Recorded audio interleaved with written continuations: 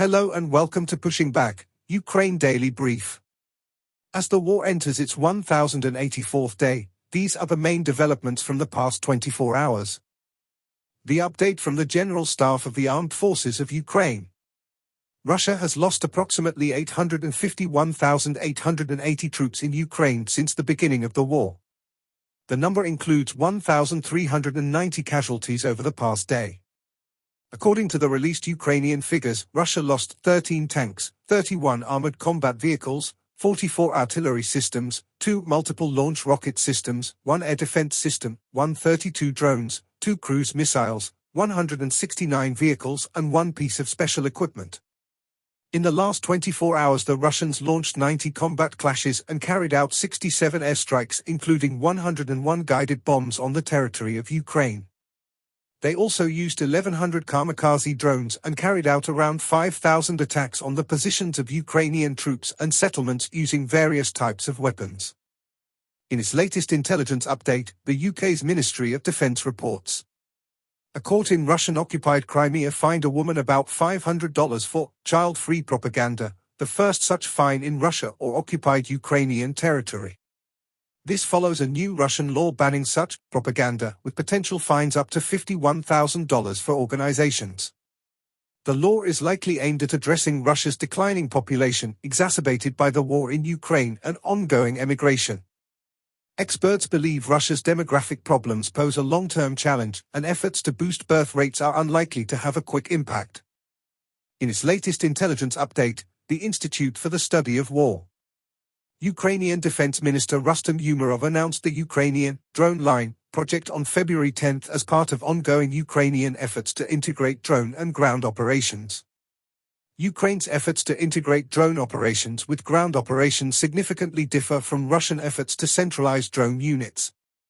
Ukrainian forces continue to target oil refineries in Russia as part of an ongoing strike campaign against Russian defense industrial enterprises and oil refineries.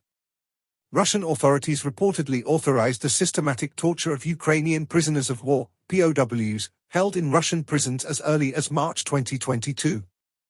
The Kremlin may be setting informational conditions to justify an influx of North Korean citizens arriving in Russia to join either the Russian workforce or the Russian military. A Russian official claimed that Russia is sending experienced Russian military personnel to North Korea for medical treatment. The pro-Russian Moldovan breakaway Republic of Transnistria refused aid from the EU to resolve its gas crisis, demonstrating Russia's continued economic influence over Transnistria and the Kremlin's prioritization of the region. Ukrainian forces recently advanced near Pokrovsk. Russian forces recently advanced in Kursk Oblast and near Chasiv Yar and Pokrovsk.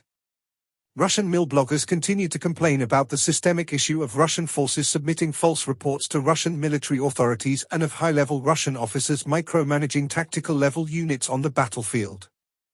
In President Zelensky's nightly address, he spoke about 3 key areas. Firstly, Ukraine repels major Russian missile and drone attack. Ukrainian air defense forces successfully intercepted a significant number of Russian missiles and drones in a large-scale attack targeting the country's energy sector. President Zelensky praised the efforts of anti-aircraft units and helicopter pilots, while discussions with international partners continue on strengthening Ukraine's air defense systems. Secondly, expansion of Ukraine's nuclear power capacity.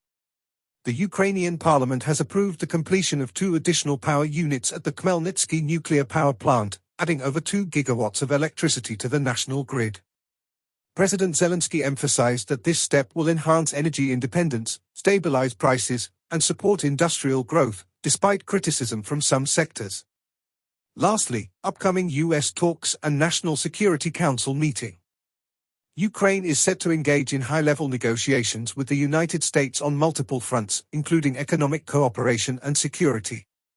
Meanwhile, the National Security and Defense Council will meet to discuss measures to lower medicine prices and expand sanctions against those undermining Ukraine's stability. Thanks for following today's updates.